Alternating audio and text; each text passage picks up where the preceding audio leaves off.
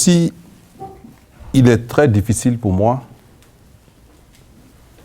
de pouvoir présenter, représenter, parler, communiquer, dessiner et faire la peinture sociale, politique de deux grandes icônes, deux grands leaders contemporains de l'histoire actuelle, de deux personnes qui sont en train de marquer encore l'histoire diachronique et qui marqueront encore l'histoire synchronique de notre vie politique, qui sont le président Laurent Gbagbo et le ministre Charles Blé Goudé. Difficile pour moi parce que ces personnes n'ont même pas encore fini de marquer leur époque et de marquer l'histoire politique. Mais comme le disait Charles Onana, ce n'est pas une conférence hétéroclite, c'est très très homogène. De la domination économique qu'a présenté le frère Yenda, on est passé à la domination juridique et pour finir par la domination politique. Donc cette trilogie, c'est ce qui fait qu'aujourd'hui, nous avions le président Laurent Gbagbo et le ministre Charles Blé Goudé aujourd'hui à La Haye. Alors, le ministre et le président Charles Blé Goudé ont en commun trois grandes actions. L'action politique, l'action syndicale et l'action humanitaire. C'est aussi des écrivains. Le président Laurent Gbagbo en a écrit 10 œuvres. La première a été écrite en 1971, Le Lion du Manding, et la dernière en 2009, le programme, en passant par les autres qui ont été écrits en 1978, en 1982, en 1983 et jusqu'à aujourd'hui. Le ministre Charles Blé Goudé, quant à lui, il a mis en place 4 grandes œuvres. La première, Ma part de vérité dans la crise ivoirienne, qui est une véritable anthologie de la crise ivoirienne.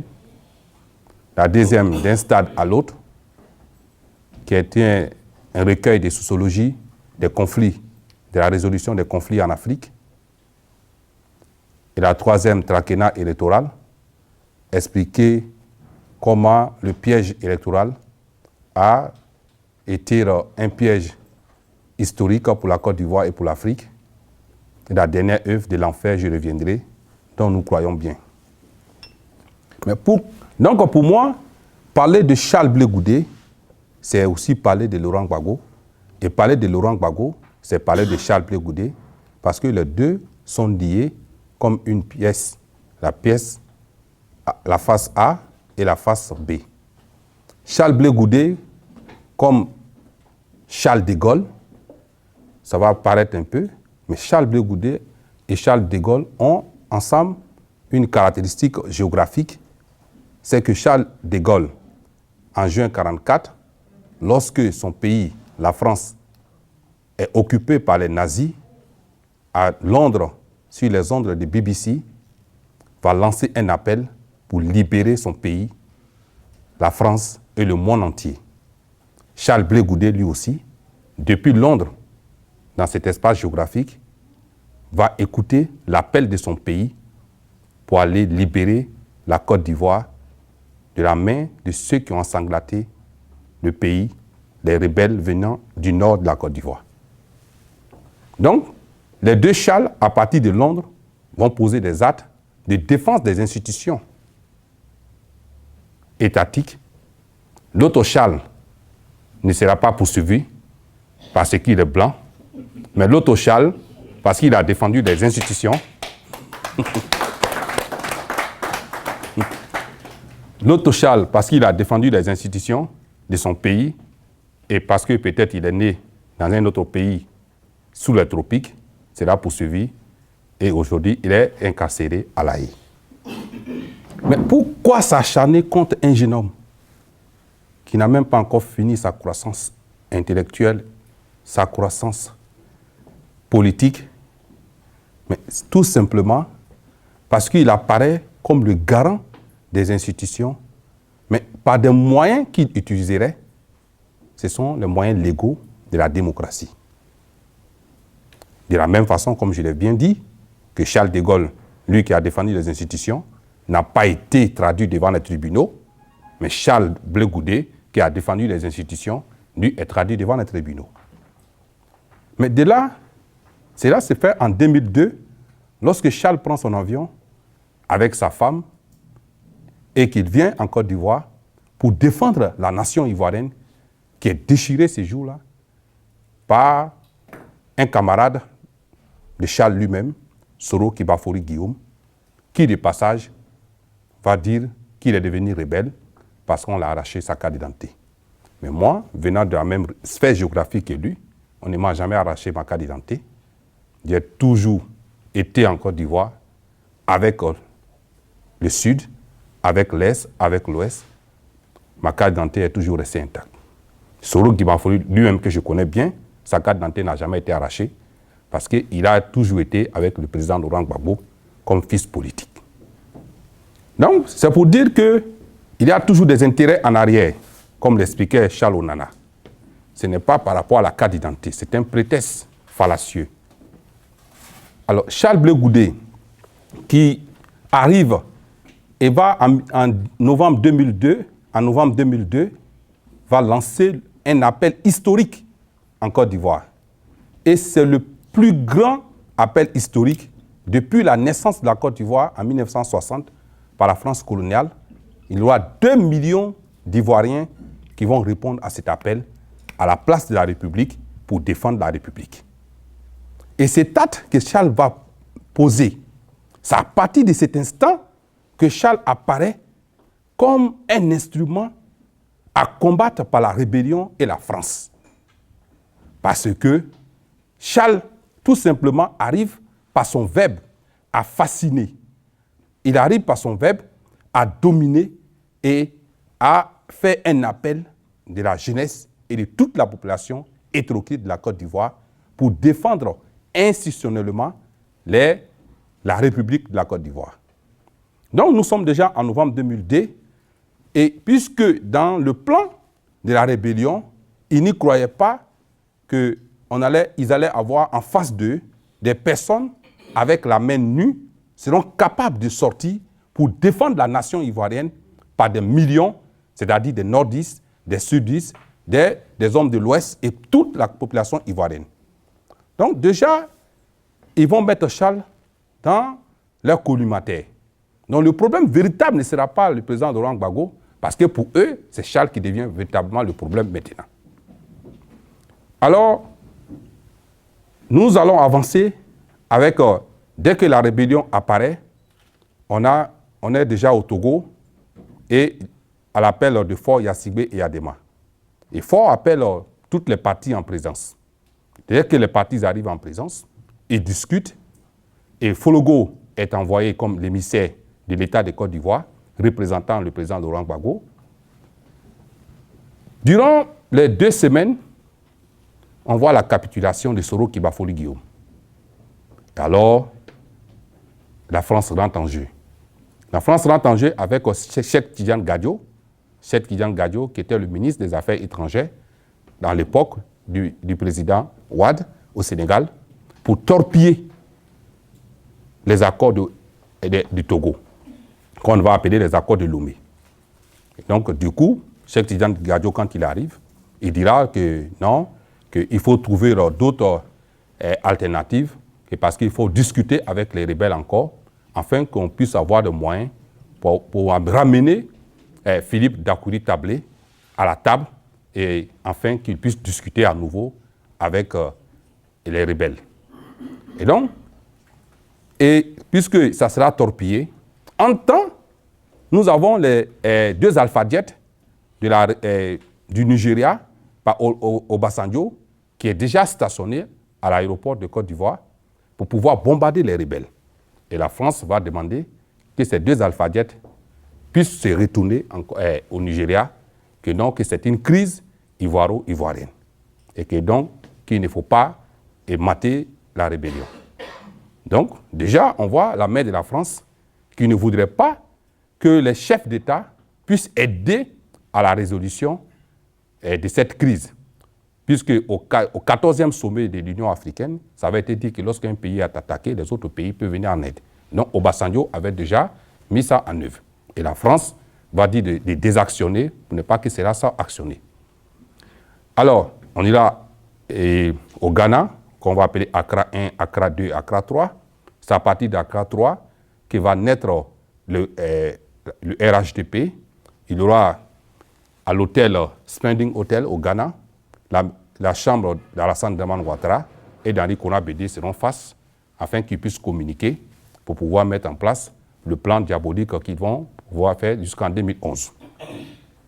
Et ils vont, à partir de cette période, la France va rentrer encore en jeu et va torpiller cette dernière tentative d'Accra 3 afin qu'on puisse se retrouver après à Marcoussis, c'est-à-dire en janvier à Marcoussis. Alors, lorsque on se retrouve à Marcoussis, la France, avec Pierre Mazeaud, va demander qu'on puisse suspendre notre constitution et qu'on mette ça sous le ténoir et qu'on parte avec des accords et que les accords prévalent sur les accords internationaux prévalent sur ce qui est la constitution. Pendant ces discussions, on aura le président de l'Assemblée nationale de la Côte d'Ivoire qui, lui, n'acceptera pas cette vision des choses et prendra son avion pour se retourner, Mamadou Koulibaly, en Côte d'Ivoire, Afik N'Guessan, qui va rester, mener le débat, et donc, à la suite de cela, il reviendra. Il ne pourra même pas rendre compte au président Laurent Gbagbo, qui prendra son avion direct à Clébert. À Clébert, on va imposer à Laurent Gbagbo Henri Dagui Diabaté, qui était secrétaire général du RDR, comme Premier ministre. Le président Laurent Gbagbo dira non, qu'il ne pourra pas accepter que Henri Dagui Diabaté soit Premier ministre de la République de Côte d'Ivoire. Et donc, ils vont proposer d'autres noms, tels que l'actuel directeur général de la BCEAO, qui est aussi RDR. Le président Laurent Gbagbo dira non, et jusqu'à ce qu'on tombe sur la question de Seydou Elimane Diarra, qui sera en quelque sorte forcé et accepté par le président Laurent Gbagbo.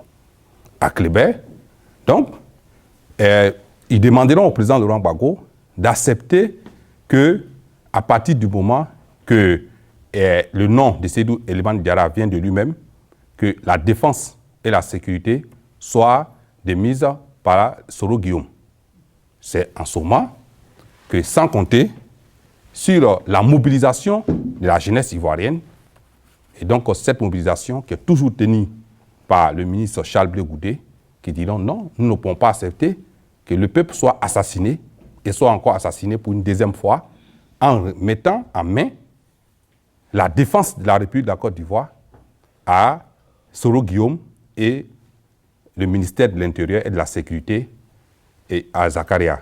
Donc c'est ainsi que la France va revoir sa feuille et on dira qu'il faut prendre deux autres personnes neutres de la société civile, René Amani, qui sera le ministre de la Défense, et Martin Bleuou, ministre de l'Intérieur.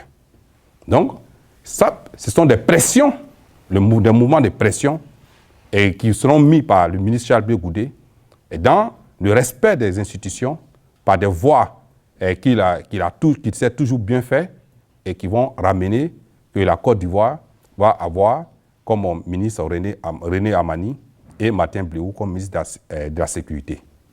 Donc déjà, cette partie, Soro Kibafouri et Alassane Dramane Ouattara et la France ne vont jamais pardonner cette nuit-là au ministre Charles Blé Goudé parce que pour eux, il fallait qu'à partir de cet instant, que si ils avaient la défense et la sécurité, renverser Laurent Gbagbo en janvier, c'était déjà fait.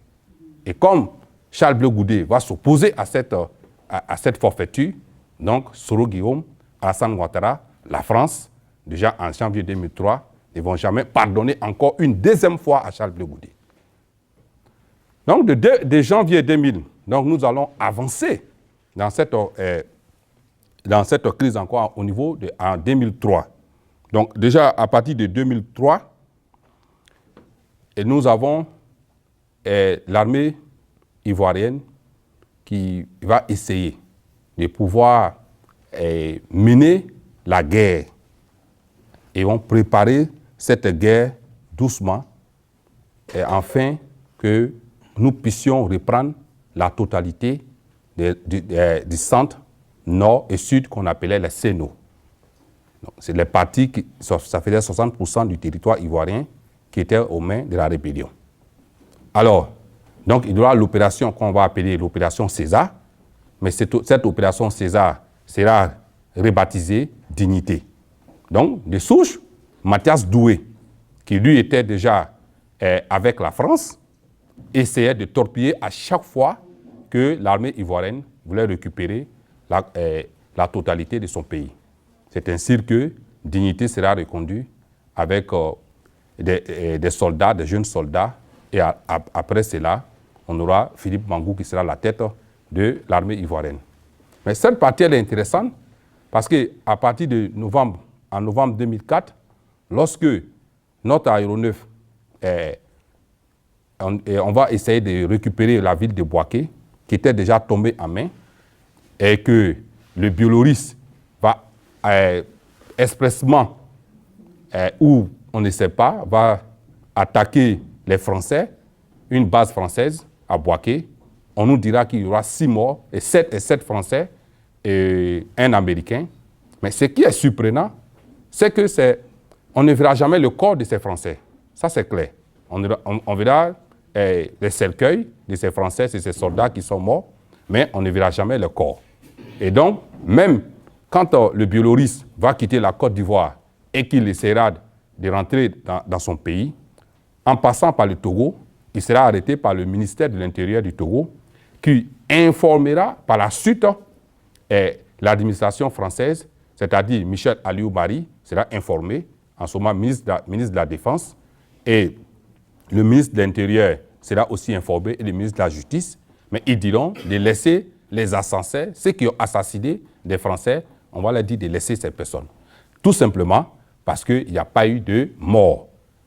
Il n'y a pas eu de soldats jusqu'à présent qui ont été tués. C'est pour cela que nous voyons que le mois surpassé, le juge français a demandé de revoir ces dossiers et donc convoquer Michel Aliou-Mari, le ministre de la Défense en son temps, et avec le ministre de l'Intérieur, afin de les entendre sur ce dossier. Mais cette période, elle est très intéressante parce que le ministre Charles Blé Goudé, en novembre, elle est 6, 7, 8, 9 novembre, lorsque l'aéronef est détruit complètement, c'est en ce moment-là que le pouvoir du président Laurent Gbagbo sera encore confronté à un grand problème en Côte d'Ivoire. Et que tout le monde se disait que le président Laurent Gbagbo, c'est fini, et que la France, qui avait déjà 70 chars, qui étaient déjà près de la résidence du président Laurent Gbagbo, dit-on qu'ils se sont trompés avec les GPS de localisation, ils étaient déjà là, l'aéroport était déjà occupé. Charles Blé Goudé s'est retrouvé en ce moment à San Pedro. Tout était déjà calculé par la France, afin que Charles soit loin de la capitale. Il était à San Pedro en mission, et c'est par hélicoptère qu'il sera hélicopté jusqu'à Abidjan. Mais Mathias Doué, qui avait déjà laissé ordre en disant que tout avion qui va survoler le territoire ivoirien doit être abattu. Mais cependant, Charles dira que non, il faut qu'on aille. Et donc le président Laurent Gbagbo va t'envoyer un hélicoptère. Charles avec les amis vont monter. C'est Dakouli Richard qui est actuellement en exil quelque part, qui fera la prière pour dire, bon, montons, allons-y. Si Dieu est avec la nation, nous y allons arriver à bon port. Alors quand ils arrivent au camp d'Agban et qu'ils doivent descendre, l'hélicoptère doit descendre, Mathias Doué qui avait déjà donné l'ordre, enfin qu'on tire sur les passagers. Donc arrivé quand l'avion descend, Charles qui dit au pilote militaire de descendre, et le pilote qui dit, ah non, je ne peux pas descendre. Parce que si moi je descends chez un militaire, ils vont tirer sur nous. Et comme toi, tu es plus connu que nous tous et que tu es civil, tu descends, c'est ainsi que Charles va descendre. Et que quand le commandant Doumbia Moussa, capitaine en ce moment, va demander hâte, les jeunes vont voir que non, que c'est Charles, et ils vont débrayer les fusils et ils ne vont plus tirer. Et donc le commandant, c'est ainsi que le commandant Moussa, Doumbia Moussa, va prendre Charles et l'envoyer directement sur le président Laurent Gbagbo, il ne va pas écouter Mathias Doué. Donc, pour dire que la crise ivoirienne n'a jamais été une crise ethnique, n'a jamais été une crise religieuse, n'a jamais été une crise de ce que nous voulons dire. Donc, quand le commandant Moussa envoie le ministre Charles Blé Goudé en son temps chez le président Laurent Gbagbo, arrivé chez le président Laurent Gbagbo, Charles Blé Goudé dira au président Laurent Gbagbo, il était là avec tout le monde, ah, nous avons un problème. Notre armée actuelle, en face de l'armée française, nous ne pouvons pas gagner cette guerre. Mais nous n'avons qu'une seule chance. La seule chance que nous avons, c'est ce que tu nous as enseigné toi-même. C'est la parole. Laisse-moi aller à la RTI et demander au peuple de Côte d'Ivoire de descendre dans la rue. C'est en ce moment seulement que tu pourras continuer le pouvoir politique. C'est ainsi que le président Laurent Gbagbo va demander à Charles, OK, et il va demander à Dogo Boulé de l'accompagner à la RTI. Et lorsque Charles va arriver à la RTI, il va lancer ce fameux mot qui est dans le coup d'État de Charles Onana, dans son livre qui est bien écrit. Quand on dit que Charles a demandé d'attaquer les Français, il n'a jamais dit ça. Voilà ce qu'il a dit. Il a dit ces jours-là, si vous êtes en train de manger, arrêtez de manger. Si vous êtes en train de dormir, arrêtez de dormir. Si vous êtes en train de marcher, courez. Votre pays est attaqué. Ne vous attaquez pas, surtout aux Français. C'est bien écrit dans le coup d'État de l'œuvre de Charles Onana qui est assis là. Ne vous attaquez pas surtout aux Français, car c'est l'administration française avec elle que nous sommes en train de régler un problème. Ce ne sont pas les Français qui sont nos problèmes. Donc c'est ainsi que le peuple de Côte d'Ivoire va descendre comme un seul homme à près de 5 millions de personnes dans les rues d'Abidjan et partout pour sauver encore une 4e fois le pouvoir du président Laurent Gbagbo. Donc, dès cet instant, Charles devient le problème. Il devient le véritable problème de la France. Parce qu'à chaque fois qu'on veut renverser Laurent Gbagbo, c'est Charles qui apparaît. Il a apparu en 2002, comme je l'ai dit, avec l'exemple de Charles de Gaulle. Il a apparu en 2003. Il a apparu en 2004.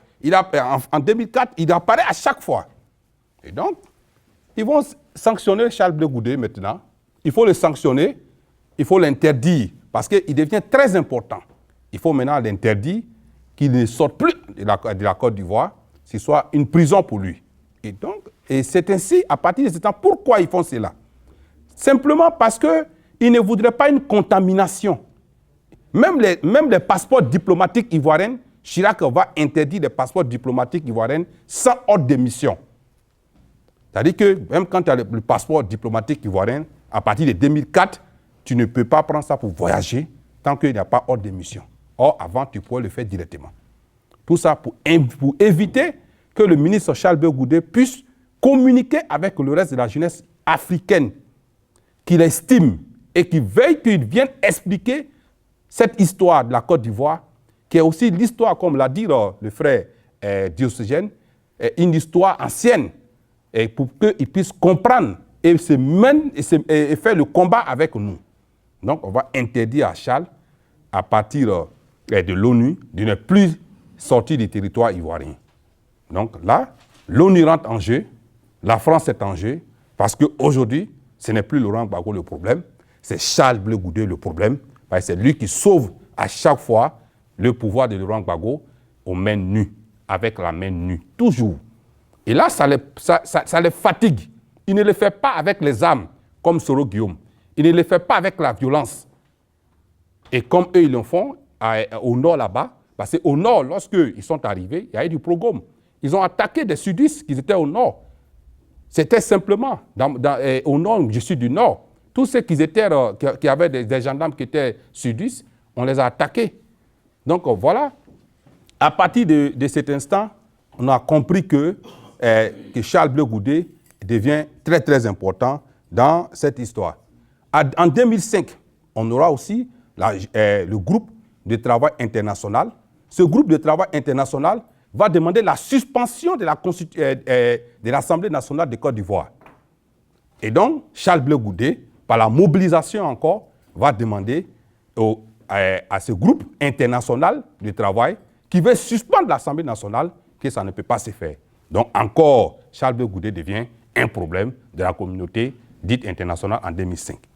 Donc, nous allons arriver en 2006 où on a les audiences foraines qui deviennent un problème où on veut prendre près de 2 millions de Burkinabés et de Maliens pour qu'ils soient des Ivoiriens. On le sait bien en Côte d'Ivoire. Nous qui sommes, moi je suis de Samatira, on est proche d'Ogéné. Donc on a des nordistes qui rentrent, on leur donne facilement l'extrait de naissance et ils deviennent des Ivoiriens. Ça s'est fait, ça s'est toujours fait. On ne peut pas nier ces faits. Maintenant, donc au niveau du Libéria, il parle l'anglais. Même si tu lui donnes, quand il viendra, il va parler l'anglais. On comprendra facilement que non, c'est guerrier de Côte d'Ivoire, il n'est pas guerrier du Libéria. Donc, facilement, on a foulanisé cela, il faut le dire, ça c'est clair. Donc, ça, on ne peut pas nier de ces faits. Donc, en Côte d'Ivoire, il y a ces problèmes. Après GTI, où le président Laurent, le ministre Charles Blé Goudé va s'opposer à cela, il y aura la question des audiences foraines. Charles Blé Goudé, pour la question des audiences foraines, les partis politiques en Côte d'Ivoire vont lancer l'intifada afin de s'entretuer. Et c'est en ce moment que Charles va apparaître encore avec son génie politique et demander qu'on ne puisse pas tomber dans la rwandisation de la Côte d'Ivoire, la guerre civile, où on aura les accords de Versailles qui seront signés en juillet 2006. Et après, on aura à partir de cet instant, Charles va rentrer dans la caravane de la paix. Cette caravane de la paix qui va se faire dans les mosquées, dans les églises et partout en Côte d'Ivoire, pour montrer tout simplement que Charles Blé Goudé apparaît toujours comme celui-là même qui a été toujours vu par la France, par la communauté internationale, comme celui qui les gênait pour pouvoir avoir le pouvoir politique. Et sinon, personne ne peut le dire. Je l'ai dit sur les antennes, personne ne peut le dire que Charles Blé Goudé a dit « Allez-y vous attaquer aux nordistes ». Personne, ni écrit, ni vu, ni par les ondes. Charles Blé Goudé n'a jamais dit et ne le dira jamais. Le seul problème, l'objectif de l'éloignement de Charles Blé Goudé est clair. Il s'agit de démobiliser tous les jeunes qu'il fascinait par son charisme et son verbe et qui se mobilisaient massivement dès qu'il leur lançait un appel. En misant sur le temps, ceux qui ont déporté Blé Goudé espèrent donc une démobilisation de ces jeunes et une perte totale d'influence de Charles Blé Goudé.